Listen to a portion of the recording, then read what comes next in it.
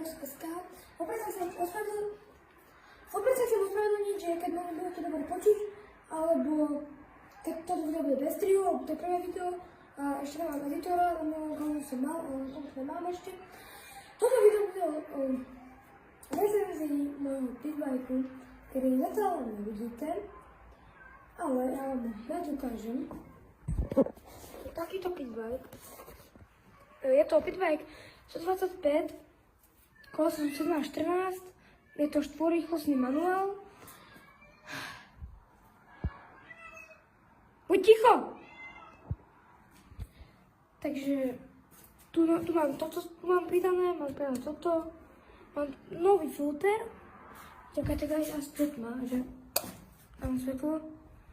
Takže mám tu pridaný nový filter, nový benzínový aj vzduchový. Mám tu motohodiny, mám najazdený 11,2 motohodín. Je to bez akumulátora, je to nakupávačka. Taká poctivá. Chcel by som sa vás opýtať, či ste chceli veľké videá, jak jazdím. Keď to video bude krátke, tak sa ospravedlňujem, lebo mám teraz nápred mobil, mám úplne rozbitý mobil a mám aj pokazený mikrofón. Taký výbuď je krásny. Vlastne celá 14 kolesa, tak som hovoril, tu je prevodovka, spojka, však chápete to. To je moja prvá motorka, mal som 4 kolku predtým, ale to už nepoužívam. Keby ste sa pýtali, čo je to, tak to je môjho bráchu motorka, to je moja tatka, mojej mamky 4-kolka, ale to už je jedno.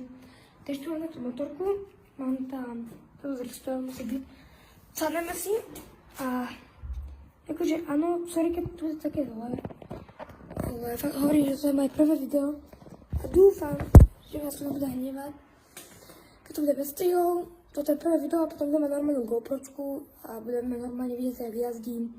Tak dajte mi komentár, či chcete vidieť, jak jazdím.